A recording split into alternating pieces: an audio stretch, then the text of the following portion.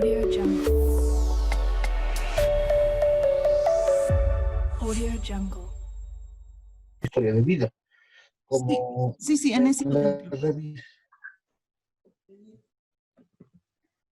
en la revisión de los trabajos hemos visto, he empezado a conocer sus temas y hemos hecho las adaptaciones de la ingeniería de la metodología. Entonces ahora les voy a explicar en qué consiste cada método y cómo lo pueden utilizar. Sí, le hice una preguntita.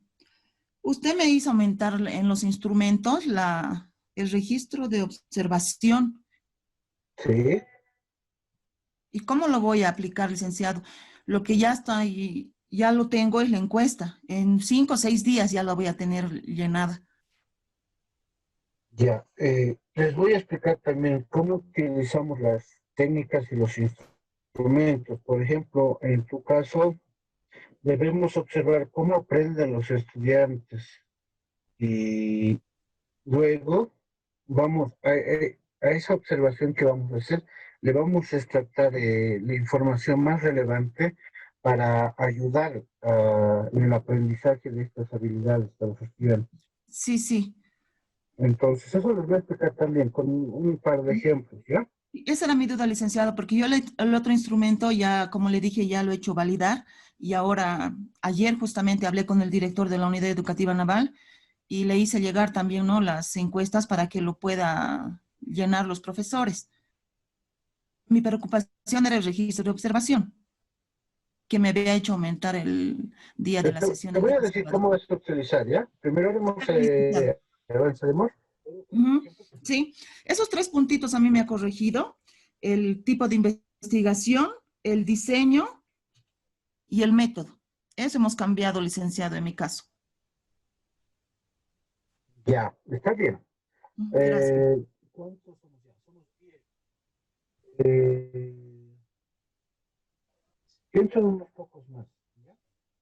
Está bien, gracias. Andy, Cristania, Delia, Graciela, Inés, Jesús. A ver, ¿ustedes en qué van con su trabajo? Buenas noches, licenciado. Hola, hola. Muy bien, ¿tú? Sí, sí. ¿Cómo vas con el trabajo? Sí, también he tenido algunas observaciones referente al paradigma y con los instrumentos se le agregó lo que es la guía de cuestionarios y los fichajes, ¿no? Guía de instrumentos.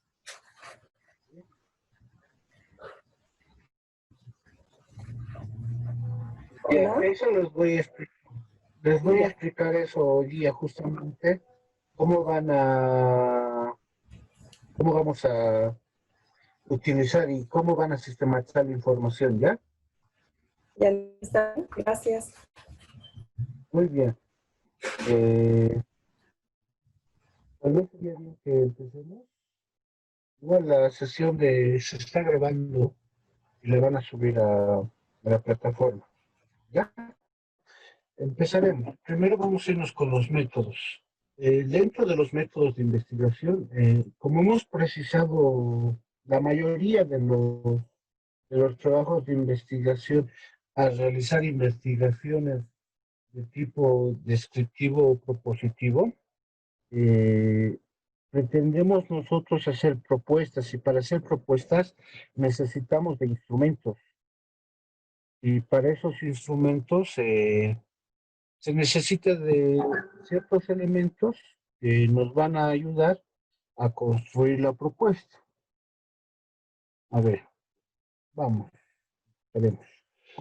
Uno de los métodos, hay algunos colegas que por las características de la investigación, es decir, que están trabajando en instituciones educativas, eh, casi en toda la institución, no en un curso, no con los sujetos específicos, sino con una institución como tal, se les ha sugerido trabajar con el método etnográfico.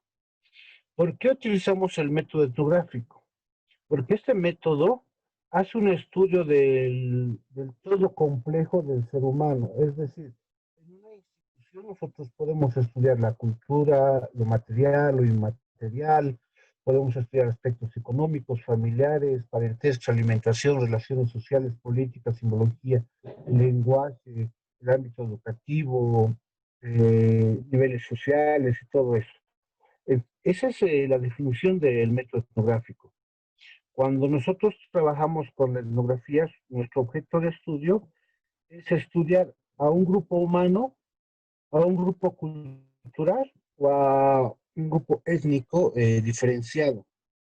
Tengo una estudiante que está haciendo un estudio de la formación de valores en los afrobolivianos y está utilizando el método etnográfico y está trabajando un tema de valores, entonces está trabajando con una etnia o una cultura dentro de lo que es Bolivia. Ellos son bolivianos, pero para hacer un estudio detallado, minucioso y específico, utilizamos la etnografía. Por otro lado, para trabajar con este método utilizamos dos técnicas, la observación participante y la entrevista en profundidad. Estas técnicas son propias de este método etnográfico. Y para ello, nosotros tenemos que conocer las características. Primero, el tipo de problemas que se trabajan. ¿Cuándo es apropiado utilizar el método etnográfico? Cuando se pretende describir, entender y explicar un sistema. No necesariamente va a ser social solamente, sino va a ser socioeducativo. Entonces, para describir y entender y explicar este problema de un determinado grupo de personas en el contexto en el cual se encuentran, vamos a, vamos a, vamos a mantener una palabra, una frase que significa así es o así está. Por otro lado, las disciplinas que más trabajan con el método etnográfico son la antropología, arqueología, ciencias administrativas, la educación y las ciencias sociales, las humanidades, que también hacen énfasis. El objeto de estudio es el proceso, acción e interacciones entre individuos. Es lo que queremos conocer. Ya dijimos que los instrumentos para recolectar la información, el entrevista y los grupos de enfoque. La estrategia de análisis es la codificación abierta, axial, selectiva, en primer y segundo plano, y el producto de un reporte es una teoría que explica un fenómeno que responde al planteamiento. Pero hay varios diseños de etnografía.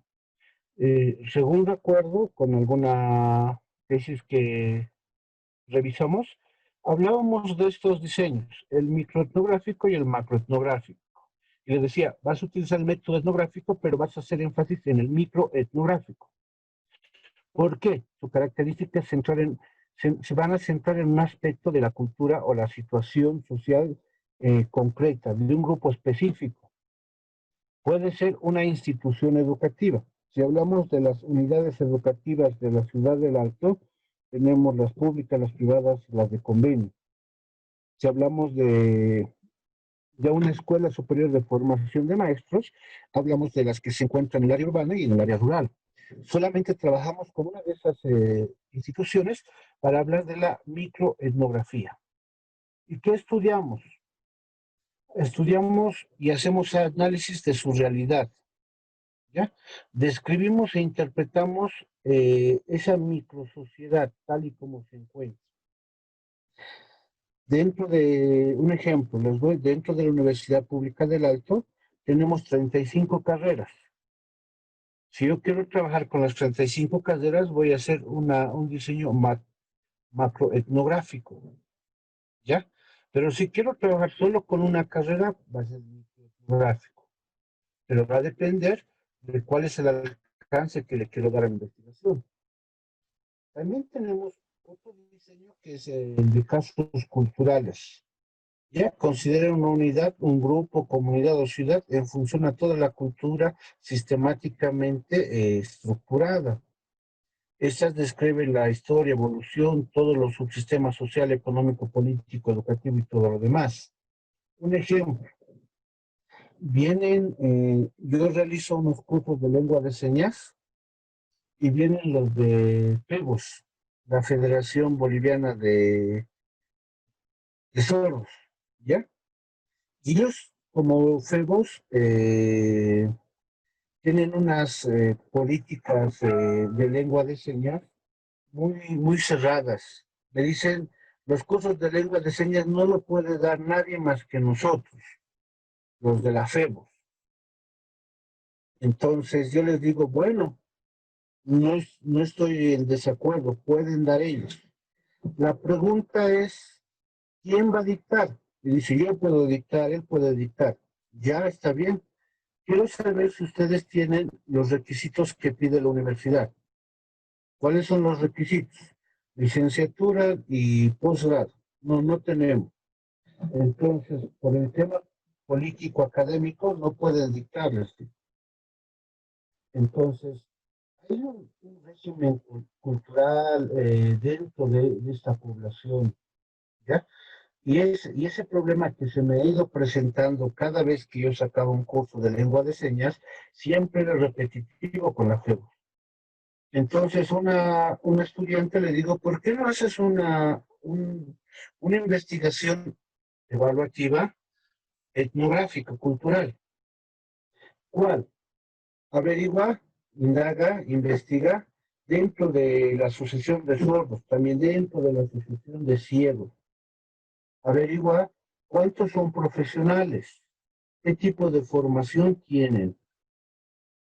Entonces, esto para saber cuál es el nivel de aplicación y de cumplimiento de la ley 223.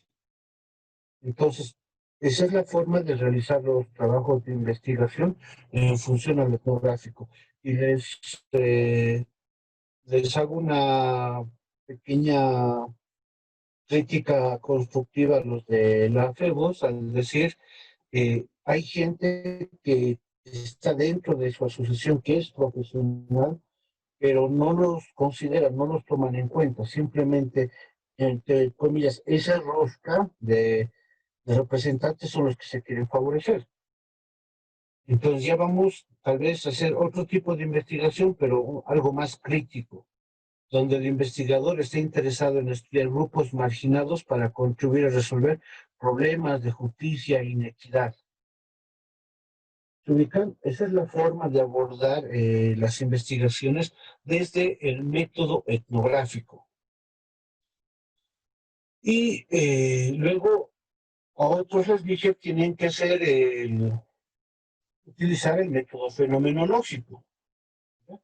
Y el método fenomenológico se va a resumir en estudiar un determinado contexto, ¿ya? Un grupo humano, un grupo de instituciones sociales o educativas, y de ellos vamos a poder extractar lo que va a ser para Husserl que la información que estos nos dan es la ciencia que trata de descubrir las estructuras esenciales de la conciencia, a lo que apoya Heidegger y dice que la fenomenología se enfatiza en la ciencia de los fenómenos. Y esta consiste en permitir ver lo que se muestra tal como se muestra a sí mismos y cuando se muestra por sí mismo. Y en consecuencia, es la interpretación de una realidad. A los que les dije tienen que utilizar el método fenomenológico empírico, es porque nosotros queremos mostrar una realidad, mostrar esta realidad tal y como se muestra y asimismo en cuanto se muestra por sí misma, es decir, desde la visión, la vivencia, la experiencia de los sujetos investigados. Para recoger la información, la Escuela de Chicago nos dice, hay que hacer observación participante. Basta de que utilicemos la observación y ya tenemos la información requerida. Entrevistas en profundidad y trabajos de conducta observables. Estas pueden ser escritas o habladas. Esto lo hacemos a través de la revisión documental o la lista de chequeo. La fenomenología nos va a decir, esta realidad se muestra de esta forma, por lo tanto sucede esto y pasa esto. A comparación del etnográfico, el etnográfico muestra una realidad, pero ya está basada más en la cultura, en aspectos políticos, ideológicos, sociales. Y acá nos enfocamos en los grupos humanos y la interacción de las instituciones socioeducativas. Y esto del pensamiento fenomenológico deriva en dos corrientes, ¿ya? La primera tiene que ver con la fenomenología eidética, que tiene por objetivo describir el significado de una experiencia a partir de la visión de quienes han tenido dicha experiencia. Es decir, yo conocí antes la asociación de niños y adolescentes con síndrome de Down, que era por la Landeta. No sé si seguirá funcionando. Pasa de que esta institución, esta fundación o asociación de síndrome de Down, no aceptaba a todas las personas con síndrome de Down. Solo aceptaba a aquellas que podían pagar un monto mensual. Entonces, desde esa experiencia, hemos podido nosotros conocer de que una fundación no siempre es sin fines de lucro, suele ser con fines de lucro. No siempre está abierto a todo público, tiene ciertas restricciones, ya sean económicas u otras, por las cuales se maneja el ingreso. Entonces, a partir de lo que estos niños y adolescentes, más niños que adolescentes, tenían, vivían, experienciaban en esa fundación, se ha podido mostrar resultados. Vamos a ver más adelante con otro ejemplo. La otra corriente fenomenológica tiene que ver con la hermenéutica, que tiene como objetivo comprender una vivencia. Este tipo de corriente de la fenomenología hermenéutica nos dice que un proceso interpretativo y que la interpretación ocurre en el contexto donde el investigador es partícipe. Acá hablamos de una investigación 100% cualitativa, donde el investigador es participante de ese proceso de investigación, es un actor que conoce, vive y tiene la experiencia del fenómeno, del problema que está suscitando. Por ejemplo, un profesor dice, yo estoy trabajando con estudiantes que tienen discapacidad intelectual, pero a mí no me han formado en la Escuela Superior de Formación de Maestros para este tipo de necesidades especiales. Entonces empieza la investigación. ¿Qué pasa con los otros profesores que trabajan en aulas especiales o en aulas regular con casos especiales? ¿Tienen un cierto tipo de formación? Entonces, ya es una investigación participativa, pero con con un método fenomenológico, para conocer que estos participantes, este investigador, conoce de cerca y puede decir, no, así es y así debería ser. Ya interpreta la realidad desde lo que el investigador observa y experimenta, que es un poco más complejo que la idética. La idética es la descriptiva o la empírica. Y acá vemos ese tipo de fenomenología que estudiamos. El tipo de problema es cuando se busca entender la experiencia de las personas sobre un fenómeno. Las disciplinas, está la educación dentro de la fenomenología. El objeto de estudio se basa en los individuos que ya han compartido experiencias o son parte del fenómeno. Los instrumentos son la observación, entrevista y grupos de enfoque. Las estrategias de análisis de datos son las unidades de significado, categorías, descripción de fenómenos y experiencias compartidas. El reporte que se presenta es la descripción de un fenómeno de experiencia común de varios participantes. Todo esto se da en estos dos modelos. El diseño de la fenomenología hermenéutica, que nos va a ayudar a entender cuál es el problema, definimos cuál es el problema, estudiamos, lo reflexionamos, describimos categorías y temas esenciales. Esto sale de las entrevistas de la observación, ¿ya? Lo que constituye la naturaleza de la experiencia, elementos que se van dando, se describen de acuerdo a lo que se va suscitando y se interpreta, que es un poco, bueno, es más cualitativo y es un poco más complejo, mientras que la fenomenología empírica se enfoca menos en la interpretación del investigador y más en la descripción de las experiencias de los participantes, de los sujetos investigados. El investigador hace a un lado lo que él piensa, cree, imagina, supone, porque él se va a basar simplemente en las experiencias de los participantes y no en las experiencias del investigador, que es lo contrario al fenomenológico hermenéutico. Y primero determina el problema, el fenómeno de estudio, recopila los datos, los va a analizar, identifica las unidades de significado. A esta le vamos a llamar esos elementos claves que se van a posicionar como categorías, temas, patrones. Identificar estas unidades de significado hace referencia a aquellas cosas que queremos nosotros resaltar. Por ejemplo, eh, dentro de la Universidad Pública del Alto hay una tesis que habla sobre el cumplimiento de la Ley 223 de personas con discapacidad. Si se cumple, son 4 elementos. El primer elemento es el ingreso. Las personas con discapacidad ingresan sin cursos de dispensación o sin exámenes. Segundo, la permanencia, las becas que les brindan.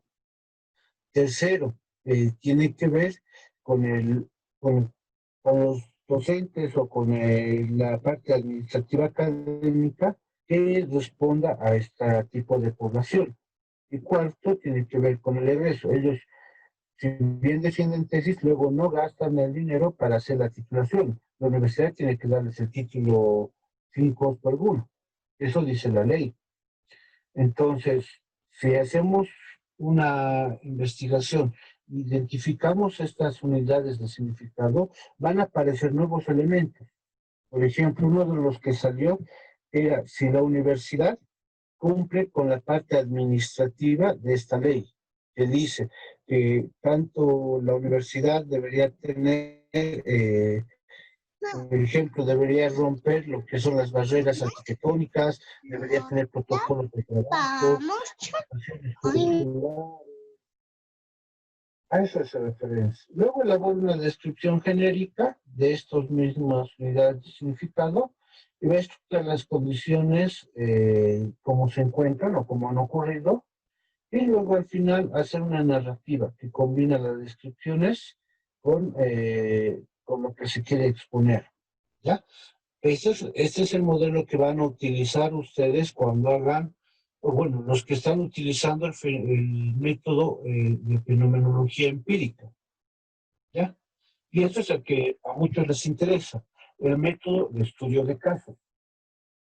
¿Qué pasa con el método de estudio de casos? Su definición nos dice que el estudio de casos realiza un análisis intensivo y en profundidad sobre los aspectos de un mismo fenómeno de investigación.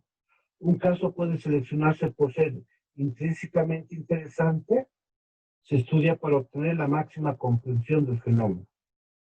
Su objeto de estudio es comprender la particularidad del caso. Métanse esta palabra a la cabeza: particularidad, especificidad, casos especiales, podemos hablar. Esto porque no cualquier trabajo de investigación llega a ser un estudio de caso. Algunos confunden los casos con los estudios de casos. Ejemplo, alguien dice: yo quiero trabajar una investigación, quiero saber si los docentes de las escuelas superiores de formación de maestros tienen la formación pertinente para dictar materias de educación especial. Estudio de caso o caso, Escuela Superior de Formación de Maestros Simón Bolívar. Es un caso, pero no es un estudio de caso. Un estudio de caso sería estudiar la formación de los docentes con necesidades especiales o con discapacidad que dictan clases en una escuela superior de formación de maestros. Alguna vez hemos tenido nosotros en la universidad un docente que tenía problemas de visión, discapacidad visual, no profunda, sino una discapacidad leve. pero que tenía una estrategia muy interesante para enseñar. Parecía más de escuela que de universidad, pero tenía su estrategia. Ese es un estudio de caso único, porque tiene una persona con discapacidad que está enseñando en la universidad, una estrategia metodológica muy interesante en particular. Es un caso único. No se da en todas las carreras, ni en todas las universidades. Entonces, a eso hacemos referencia. Y en los estudios de caso describimos y analizamos situaciones únicas, particulares, generamos hipótesis, adquirimos conocimientos, diagnosticamos la situación y completamos la información de la investigación estrictamente cuantitativa. Y también el enfoque cualitativo se relaciona con eso dependiendo del enfoque que se está dando. Los estudios de caso pasan por todos estos procedimientos. Primero, describir intensivamente, de manera holística, un fenómeno. Algunos que están trabajando, por ejemplo, el ejemplo de Survey, está utilizando herramientas tecnológicas para el desarrollo de habilidades en IGD. No sé si es el tema. Licenciado, el tema es el siguiente. Herramienta digital en el proceso de enseñanza-aprendizaje para mejorar el desarrollo de las habilidades de los niños con TEA de la Unidad Educativa Naval Héroes del Pacífico. Lo que se quiere desarrollar estas habilidades son las habilidades sociales, de lenguaje, de comunicación y también las cognitivas, que es atención, percepción.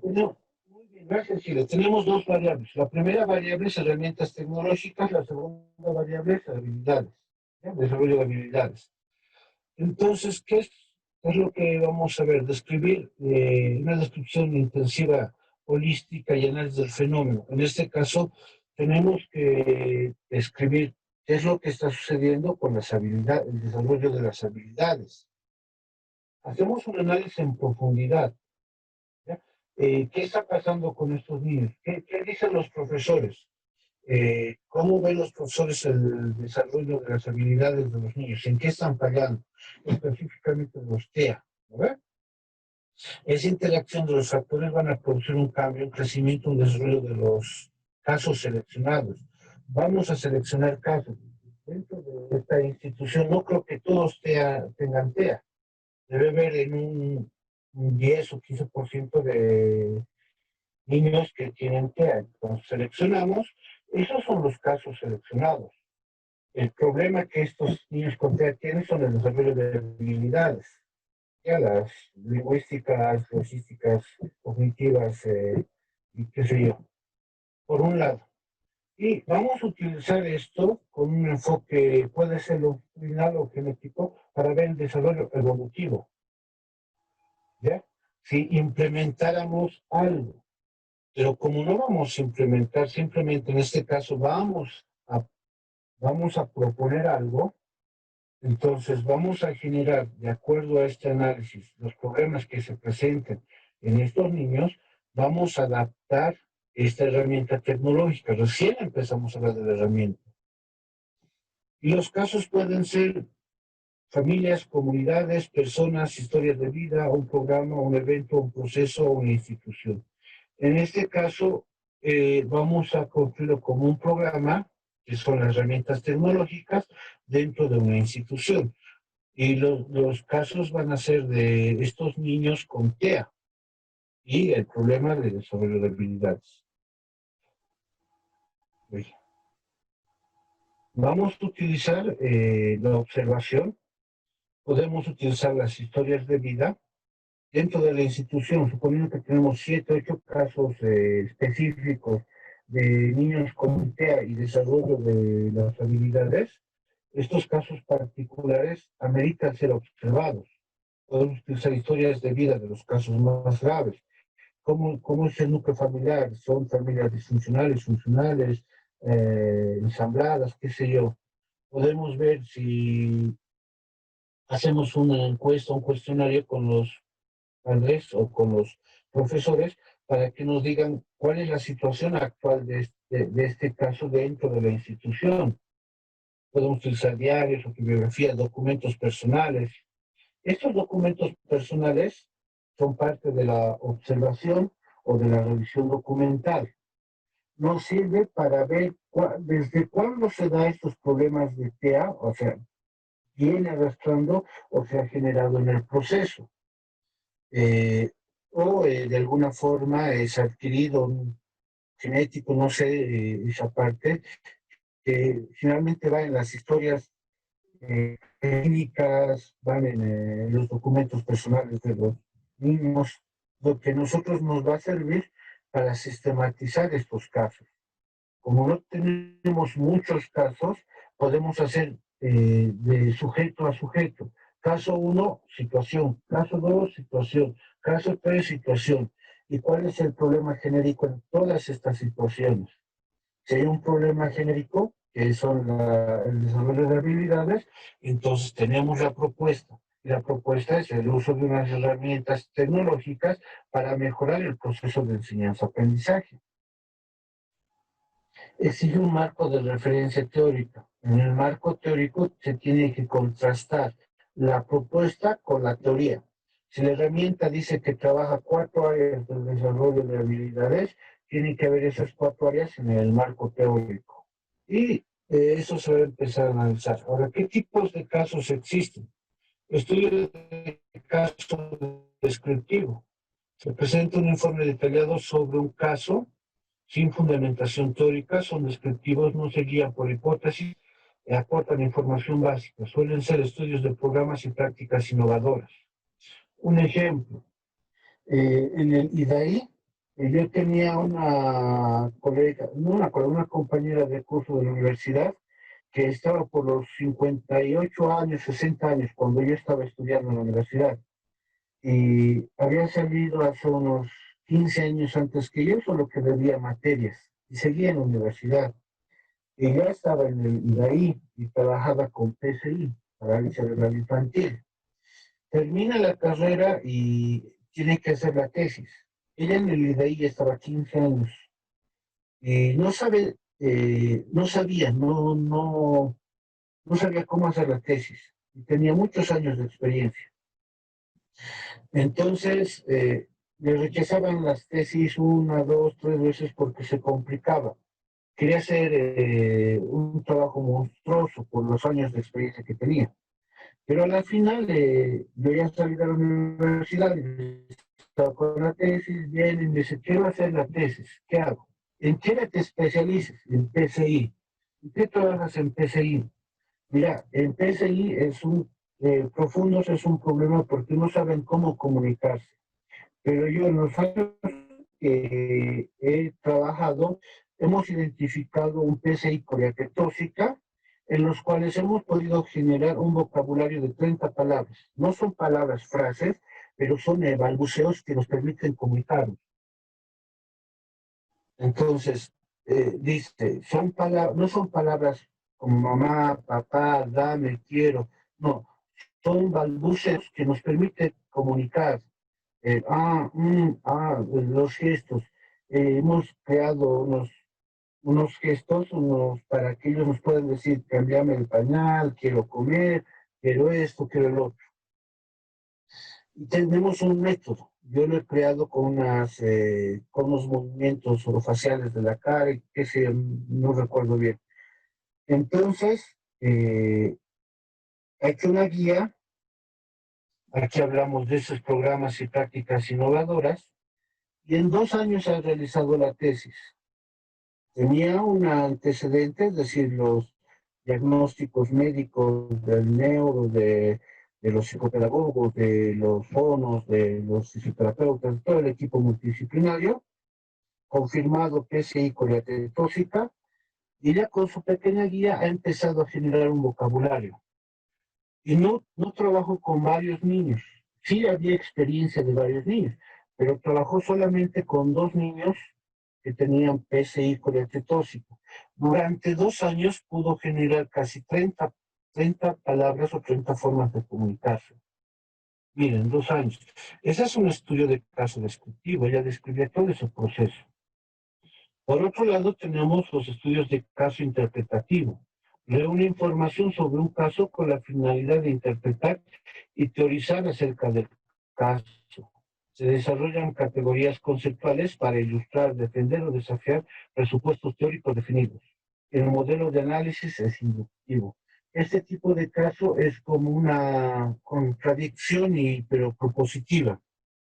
Eh, Alguien puede tener unos casos específicos, por ejemplo, hay teorías sobre el tema de autismo, que en un momento había el REF, el Asperger, el autismo como tal, y viene otra persona que realiza un estudio de caso y va a interpretar o va a, no contraponerse, pero va a complementar o va a tener diferencias, va a desafiar estos presupuestos teóricos a través de lo que esa persona ha investigado, interpreta la realidad de otra forma. Es por eso, por ejemplo, el CIO-11, el DSM-5, que cada vez está cambiando el uso de terminología, la interpretación de los problemas, de los temas que aborda. Entonces, eso va evolucionando siempre porque los casos interpretativos hacen esos cambios, hacen una reestructuración, y es lo que va generando nueva teoría contraponiéndose o aportando. Luego tenemos los estudios de caso evaluativo. Implica la descripción, explicación y juicio. Se utiliza todo esto para poder estudiar programas educativos, para evaluar, para realizar evaluación educativa, etnográfica, descripción de programas, los estudios psicológicos. Estos estudios de caso evalúan aquellos casos que ya existen, aquellos programas o aquellos instrumentos, técnicas, aquellos proyectos que ya se han desarrollado en ciertos casos, los evalúa para ver cómo están funcionando, si nos dan buenos resultados. Un ejemplo, en mis tiempos de estudiante estaban de moda algunas instituciones como la Fundación La Paz, Aigüiña de síndrome Down, había otras Caritas el Alto, Caritas La Paz, Fundación La Paz, esas instituciones estaban en su auge, ¿ya? Y tenían varios programas educativos y también tenían varias áreas de atención y habían casos específicos, programas con casos específicos. Entonces, un estudio de caso evaluativo evalúa cada uno de esos programas para ver cómo están yendo, para mejorar, para hacer ingenierías o para cerrar los programas. Ese es el fin de este tipo de estudio de caso evaluativo. Ahora, ¿a cuál ustedes se deben adscribir? A uno de estos dos, a casos descriptivos o casos interpretativos. Como van a realizar propuestas, podemos enfocarnos en los estudios de caso interpretativo o en los estudios de caso descriptivo, pero no utilizan el caso evaluativo. Luego tenemos el método biográfico o historias de vida, que se puede trabajar como un método suelto o como un método que apoya los estudios de caso e incluso apoya a los métodos fenomenológicos. Entonces, el propósito de la historia de vida es utilizar sistemáticamente documentos que reflejan la vida de una persona. Puede ser de personajes que se van destacando durante cierto periodo de tiempo a través de experiencias personales o personas importantes, relevantes o casos específicos y particulares. Su objeto de estudio es tomar al sujeto como centro del conocimiento. Los métodos de cogida de información en las biografías, relatos de viajes, autobiografías, diarios, cartas e historias de vida. Los relatos de viajes, autobiografías y diarios. Realmente enfocamos a estudiar los diarios que tienen estos sujetos para poder adentrarnos en el análisis de la información, de lo que ellos han ido anotando de manera cronológica. Podemos rescatar esto. En la autobiografía hablamos de un género literario que podemos hablar de la biografía de una persona real que lo hace una misma persona, lo hace otra persona, la autobiografía o la biografía autorizada o no autorizada, que es por otras personas, pero que es una información que nos sirve para interpretar. Y los relatos de viaje son aquellas personas que están constantemente en viaje y van realizando documentación, es decir, van escribiendo siempre ciertos aspectos importantes de sus viajes. Las historias de vida. Ya, la historia de vida es el resultado de un proceso de edición en la cual se va a relatar la historia de una persona sobre aspectos importantes de su vida, no todo en general, sino lo más relevante. Podemos armar de manera cronológica y podemos resaltarlo aquí los puntos que nos interesan. Esas historias de vida son muy relevantes y muy interesantes porque nos dan información muy certera acerca de casos particulares que se están estudiando, ¿ya? Luego tenemos los relatos de vida cruzada. Es una mirada múltiple de varios enfoques sobre un solo objeto. Luego los relatos de vida paralela, que hablamos de narrar la biografía de alguien, pero desde ciertos, ciertos aspectos demográficos o ciertas situaciones que se van construyendo y se van a formar una sola historia a partir de varios relatos. Luego tenemos el método biográfico. ¿Por qué seleccionamos? Porque es un método que nos va a ayudar a enriquecer interdisciplinariamente algunos otros tipos de investigación o métodos de investigación, o a generar un tipo de información cualitativamente relevante y resaltante para un tema en particular. Por ejemplo, hemos editado un libro de la Escuela Superior de Formación de Maestros Simón Bolívar, del área de especialidad de educación especial. En esa carrera, por ejemplo, en esa área de educación especial, se tenía estudiantes con discapacidad. Entonces he hecho unas historias de vida y se han utilizado las historias de vida y los métodos biográficos para generar un libro. Hay un libro que se llama Historias de Vida. Relatan la vida de cómo algunos han nacido con cierta discapacidad, otros han tenido la discapacidad adquirida, cómo ha sido su rol o su formación en la educación primaria, secundaria y en la superior, cuáles han sido sus problemas familiares, sociales, económicos, aparte de los físicos que se tenían. Entonces se va relatando y lo hacen los estudiantes que han trabajado con ellos, así que hay experiencia de este tipo de investigaciones. Y es muy productivo porque muchas personas que han trabajado en el área de educación especial tenían un referente de decir cuáles son los problemas que van a presentar aquí, los problemas que adquieren una discapacidad, cómo se podría trabajar con ellos. ¿Ya? Tenemos las técnicas e instrumentos. Esta es la relación que no tienen que perder. Si yo utilizo una encuesta, esta es mi técnica, mi instrumento es el cuestionario.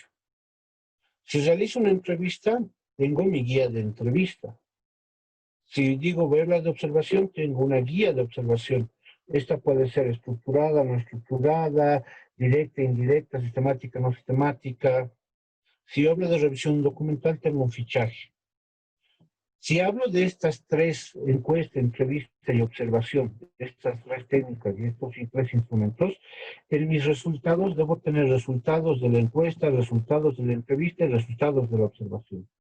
Si manejo las cuatro técnicas y sus cuatro instrumentos, debo tener cuatro niveles de resultados.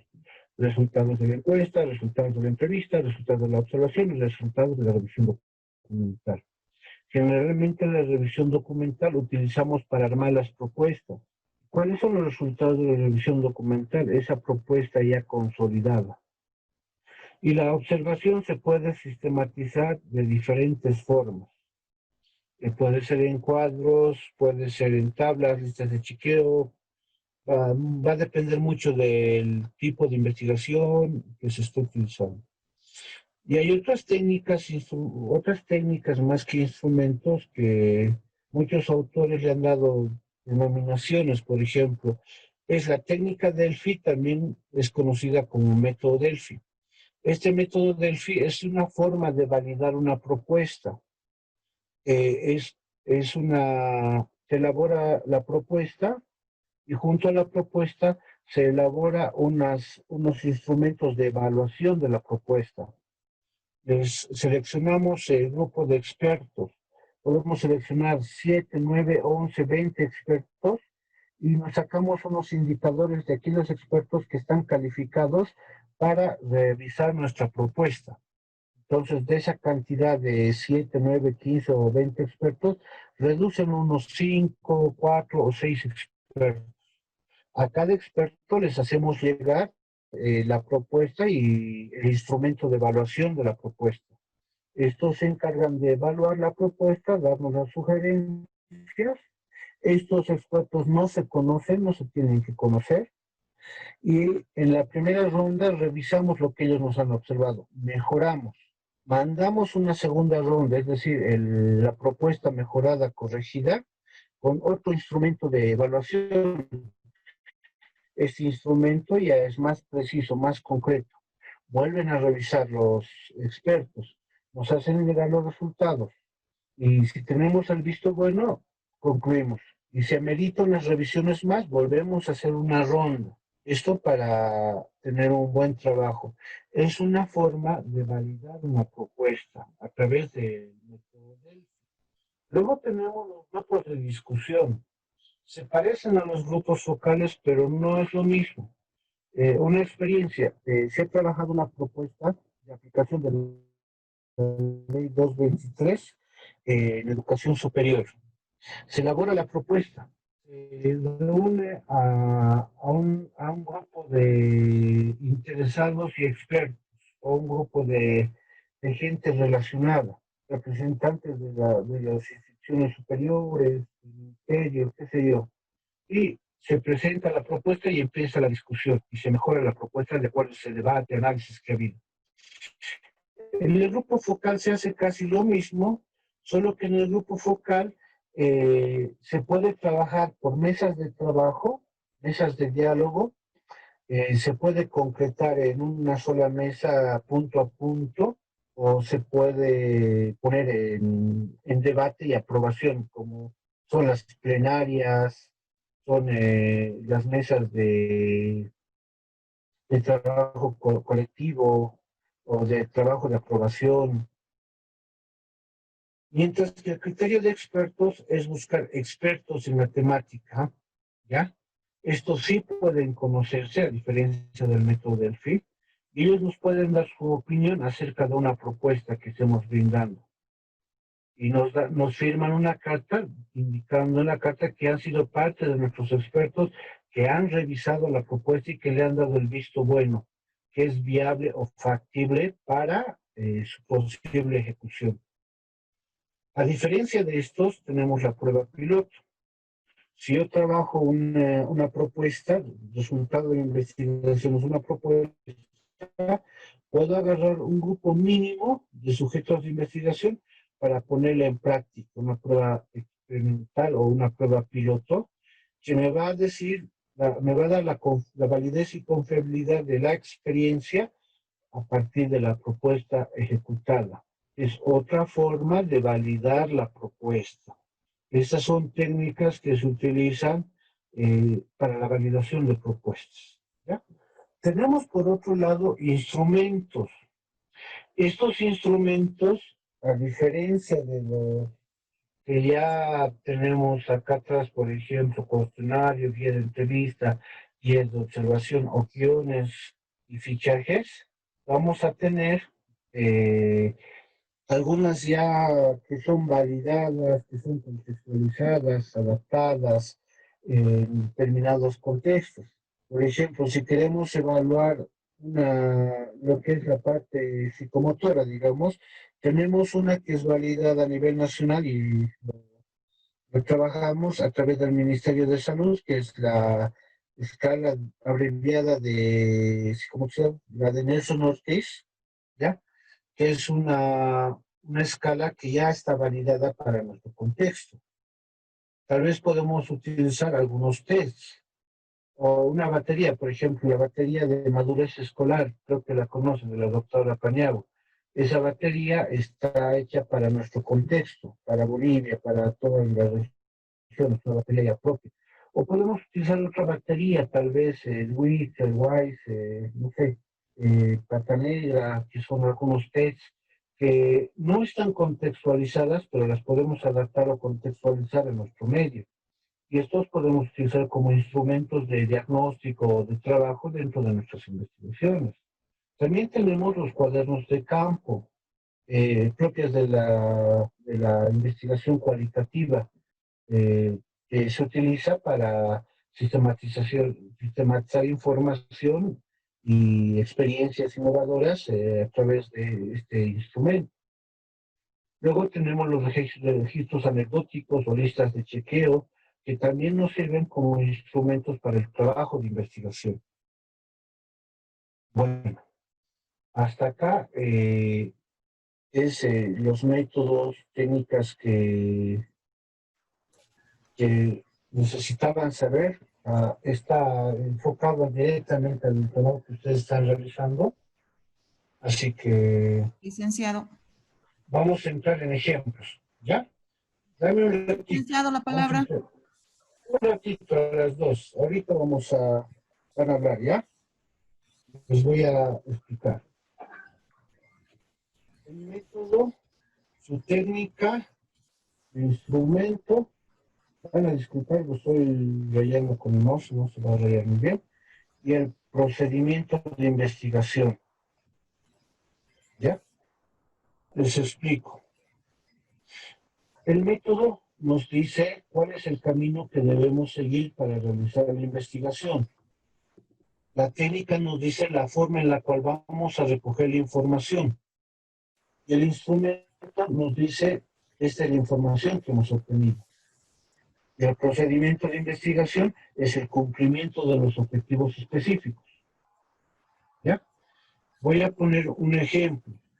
No sé, empezaremos por el estudio de caso. ¿Ya? Si yo voy a hacer un estudio de caso, es el método, ¿sí? Digamos, y para el cual tengo el análisis síntesis. ¿Ya? Entonces, el análisis síntesis me dice, vamos a analizar el todo, es decir, este es el todo, vamos a analizarlo entre sus partes. ¿Qué quiere decir? Que vamos a descomponer entre sus partes y vamos a analizar cada una de estas. ¿Ya? Y el resultado de este análisis, ¿ya? El resultado de este análisis es la síntesis, pero sobre un tema en particular. Y para eso nosotros vamos a tomar en cuenta este estudio de caso, que es la parte cualitativa. Entonces, este análisis síntesis me va a dar resultados cuantitativos y el estudio de caso me va a dar resultados cualitativos. Entonces, ¿qué voy a hacer? Un ejemplo. Para la parte cuantitativa puedo utilizar lo que va a ser la entrevista o la encuesta. Y para la parte cualitativa, la entrevista o observación. ¿Ya? Entonces, el método y las técnicas tienen mucha relación. Acá en la encuesta voy a mostrar resultados cuantitativos y en esta entrevista o observación resultados cualitativos. Las técnicas me van a decir qué instrumentos voy a utilizar. En el cuestionario, ¿ya? Podré utilizar un cuestionario para docentes que puede ser 10, 20, 30 preguntas, que me va a dar ciertos resultados. Y esos resultados yo los voy a plasmar en el documento. Este es mi primer resultado de la encuesta. Ahora, si tengo entrevista y tengo observación, en la guía de entrevistas ya mostraré cierto tipo de información, pero ya no es cuantitativa, ya es cualitativa. Son entrevistas. Las entrevistas las voy a transcribir y voy a generar de las entrevistas sus indicadores o sus categorías. ¿Qué son los indicadores o categorías? Son aquellos elementos que resaltan en una entrevista, aquellas palabras, frases o indicadores que estos mencionan. Por ejemplo, yo puedo hablar de las defensas de tesis, de perfil de tesis, y puedo decir que el tiempo es un factor. Otro docente dice muy poco el tiempo, los estudiantes dicen el tiempo nos ha limitado, no he podido explicar. Entonces, esta es una categoría, el tiempo. Puedo hablar sobre la redacción. Los estudiantes no redactan bien, no utilizan puntos, comas, no hacen citas. Los docentes van a decir, hay mucha limitancia con el manejo de la norma APA. Ah, ya, entre la norma APA es otro indicador, otra categoría para concluir. Eso de manera textual. Ahora, ¿qué hago con la observación? La observación me va a botar esta es la observación, me va a botar resultados por indicadores, ¿ya? Esos resultados por indicadores,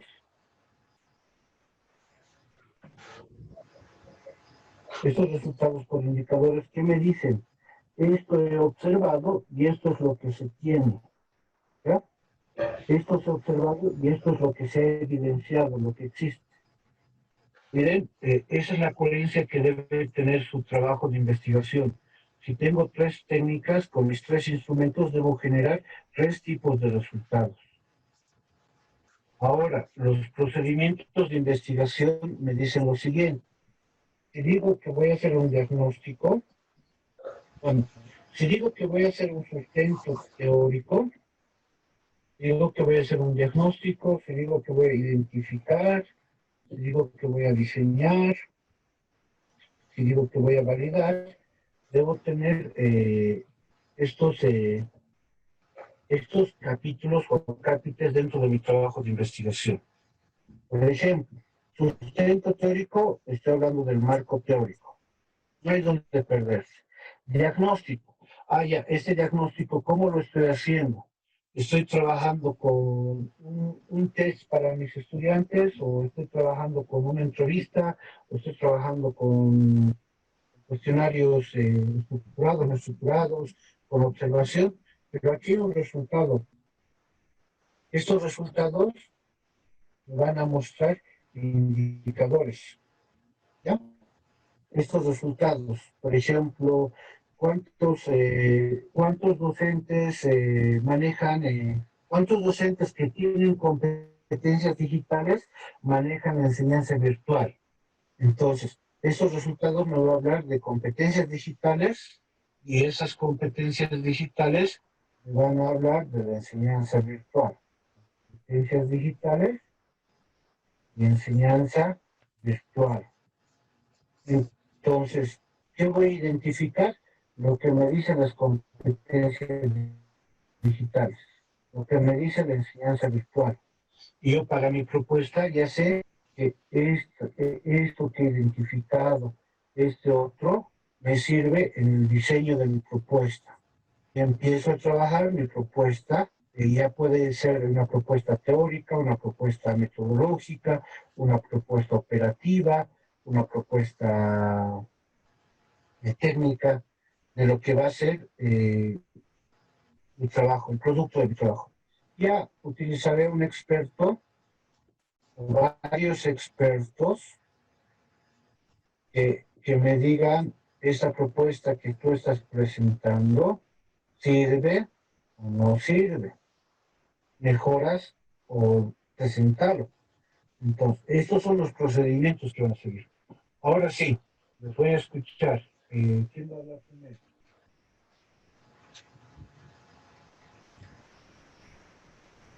Licenciado,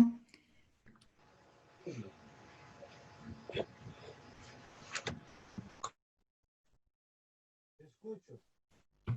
no le escucho nada, dice. escucho. ¿Quién va a hablar? Ahora sí, Shirley, licenciado. Dime, te escucho. Licenciado, el día de la sesión me había cambiado el estudio de caso múltiple y en lo que ha explicado no vi el estudio de caso múltiple. Es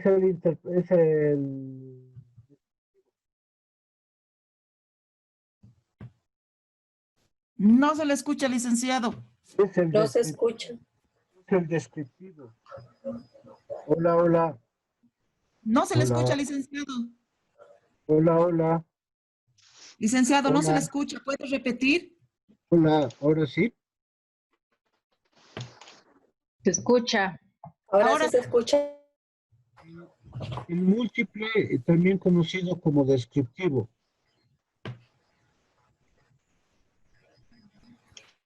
gracias, licenciado. Bien. Licen, tengo una consulta, por favor.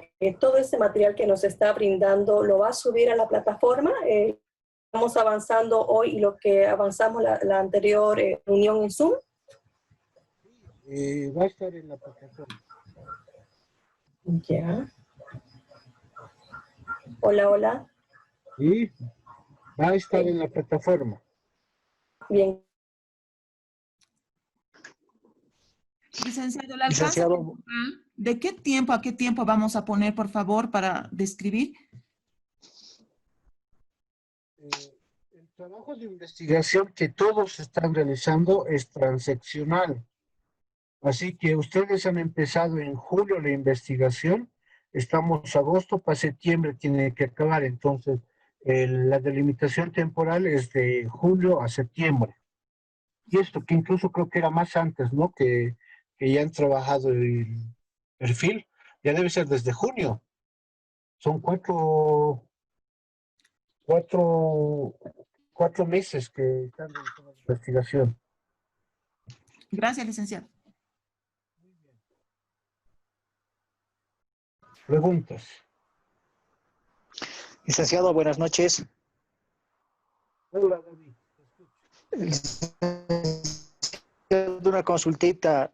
El mío es programa video con facilidad electrodiaria para la adecuada operabilidad y prevención de personas con déficit auditivo. En este caso,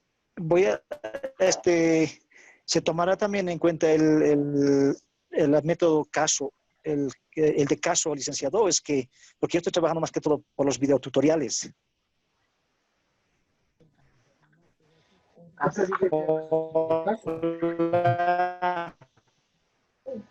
Te dije que tu método es estudio de caso o fenomenológico. Hola. David, Fenomenológico. entonces no tienes que utilizar el estudio de caso, simplemente el fenomenológico empírico. Sí, sí.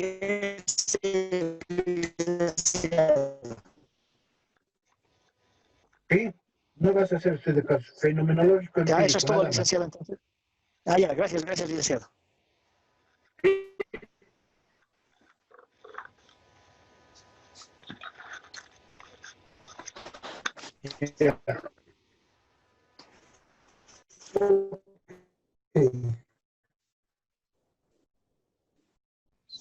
Muy bien, David.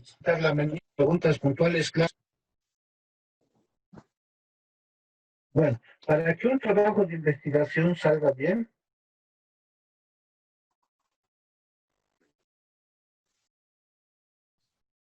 para que un trabajo de investigación salga bien, debemos trabajar como tutores. Solitos pueden hacer si hay experiencia y base, pero preferible tener un tutor que nos vaya orientando, asesorando, guiando acerca del procedimiento de investigación. Así que trabajen con los tutores.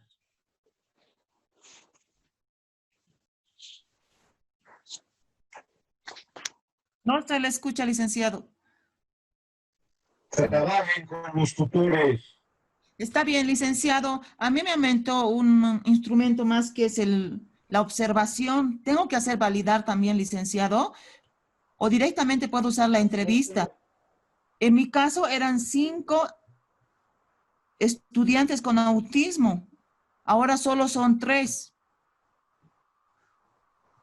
¿Es estudio de caso? Sí, licenciado. El día de la Sí, sesión, vas a trabajar. observación. La observación más. Sí. ¿Cuál es tu tema? Mi tema es herramienta digital en el proceso de enseñanza-aprendizaje para mejorar el desarrollo de las habilidades de los niños con TEA de la Unidad Educativa Naval Héroes del Pacífico. Eran 5 estudiantes de primaria, ahora solo son 3. Ya. ¿Tú has visto cómo aprenden ellos sin herramientas digitales? ¿Has observado? No. ¿No tienes Solamente he acceso hecho a eso? un instrumento, una encuesta para profesores para ver si tienen el conocimiento de la herramienta digital. Ya. Ahora, ¿tú has visto cómo aprenden los estudiantes sin herramienta? No usan herramienta digital, licenciado. Por eso, no usan sin herramienta. ¿Cómo aprenden el desarrollo de habilidades? Directamente les dan como a los otros estudiantes. Eso es lo que tú tienes que observar y plasmar. Eso es lo que tienes que Pero en este sistematizar. caso sería hablar con los papás. Puedes hacer una ¿Por qué no entrevista a los papás. van al colegio, licenciado? Sacarlo la A los observación y papás, como cambiarlo. dijo, no poner caso 1, caso 2 y caso 3. Sí, exacto. Sacas la observación y colocar entrevista, caso con cada papá. Mejor si es con los dos, ¿no? Claro, con los 3 papás son diferentes. No, claro, pero yo te digo con papá y mamá de cada casa. Ah, claro, está bien, licenciado. ¿Ya? Gracias. Entonces voy a cambiar por la entrevista. ¿Y esa Y cada entrevista tengo caso, que hacer validar o puedo sí, usar cualquier entrevista? no es necesario validar la entrevista. Está Los bien. cuestionarios, los tests, las encuestas son las que se tienen que entrevistar. Gracias, licenciado. Sí. Buenas noches, licenciado. Claudia, te escucho. Licenciado, una consulta en cuanto a la validación con expertos. Me indicaba eso en la anterior revisión. ¿Cómo tengo que hacer ese punto? Estoy ¿Cuál es trabajando con lo que es la tu tema? propuesta. Estoy trabajando con el tema de propuesta de planes de clase para adaptaciones curriculares. Ya. Te voy a explicar y espero que a muchos de tus colegas les sirva. A ver, yo voy a tener, bueno, todo mi trabajo de investigación se, se sistematiza o se concreta en unos planes de clase o unas adaptaciones curriculares, ¿verdad? Sí. Por ejemplo, esta es mi propuesta, ¿ya? Lo que yo tengo acá es mi propuesta. Esta es mi adaptación curricular, ¿ya? Mi plan de clase. Ya he terminado, he hecho la investigación, he recogido información, los resultados me han dicho, necesitamos esta propuesta.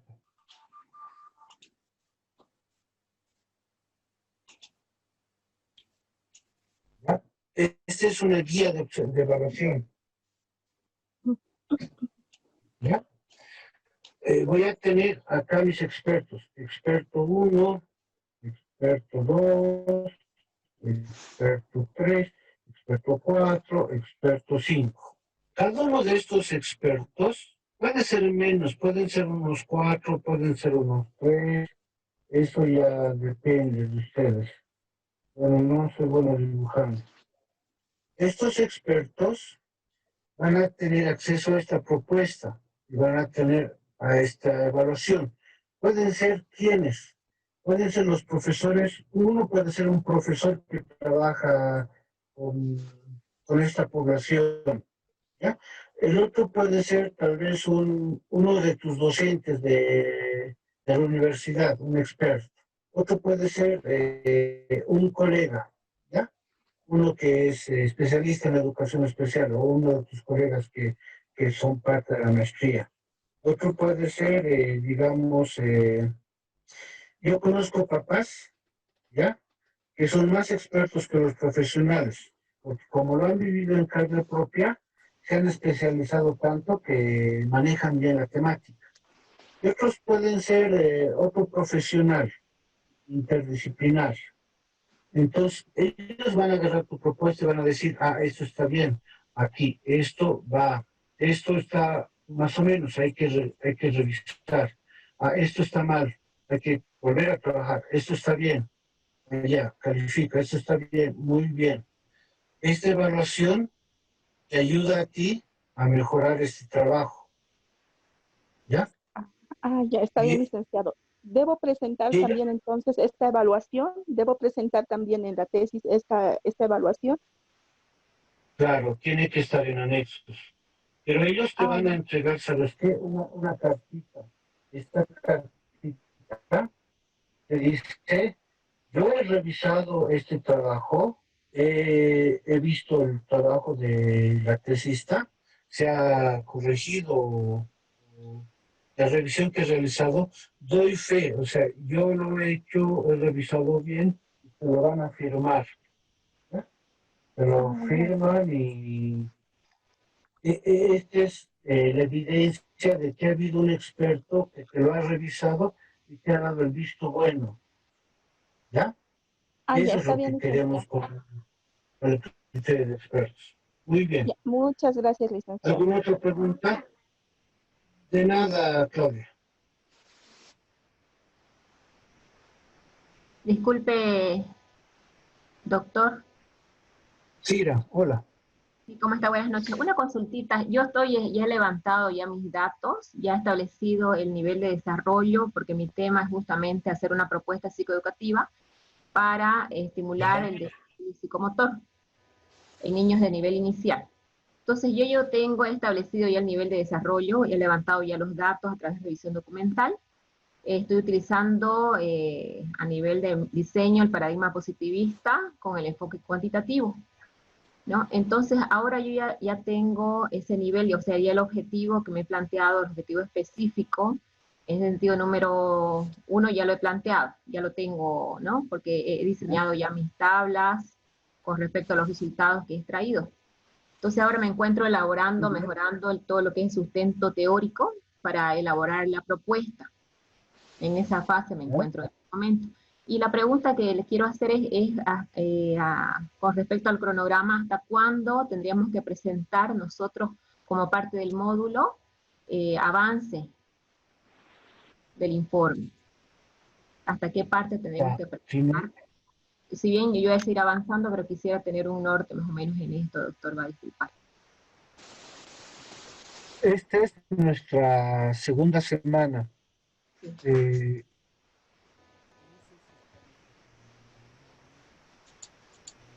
Podemos hacerlo hasta fin de mes. Hasta el domingo 30. Ya. Bueno, en realidad el módulo acaba hasta la quincena de este agosto, ¿ya? En la presentación del trabajo de investigación, igual, avance, es hasta el 30 de agosto, ¿ya? Estamos hablando de un avance del 70 al 80%.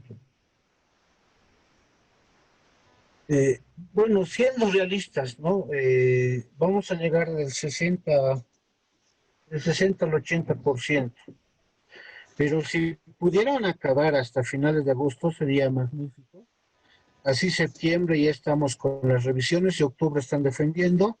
Y si un poquito regulariza esto de la pandemia, diciembre ya se están colando. O noviembre en todo caso, ¿no? Pero ya depende de cada uno de ustedes. Nosotros vamos a tratar de jalarlos a todos en grupo, pero este proceso saben que en la universidad, todos salimos de la universidad y a cuentagotas se hace la tesis. Nosotros con la experiencia que hemos tenido con otros programas, al menos el 60-70% de ustedes va a defender casi juntos. ¿Ya? Esto es de manera independiente, pero quisiéramos que todos para septiembre acaben sus tesis. Por eso tienen que hacer esto, pues se los voy a colocar con naranjadito. Es trabajar con el tutor. Trabajen con el tutor. ¿Ya? Muy bien. Sí, Para licenciado. que acaben. Una preguntita. ¿Nuestro trabajo tiene que tener estado del arte? Sí. Histórico no va a tener, licenciado, ¿no? No, no es necesario. Para ya estar armando el sustento teórico y todo eso, yo quería preguntarle qué marcos va a haber, por favor. Ya les expliqué, les reitero. Dentro de lo que es el sustento teórico, el capítulo 2 es estado del arte. Luego, marco teórico conceptual. Luego, marco legal. Marco institucional. Eso es para mí lo básico. Luego, el marco referencial. Marco contextual. Marco histórico. Ya, estos va. Y todo esto es igual, si va o no va, eso depende de ustedes. Pero esto sí o sí tiene que estar. Doctor, buenas noches. Una consulta. ¿Sí? ¿El cuestionario sociodemográfico entraría como una técnica o un instrumento del método microetnográfico? El sociodemográfico se puede aplicar gráfico, incluso fenomenológico. Perdón, doctor, no le escuché. Sí, se puede utilizar con cualquier método ese instrumento. Ah, ya, doctor. ¿Ya? Ya, doctor, gracias. Muy bien.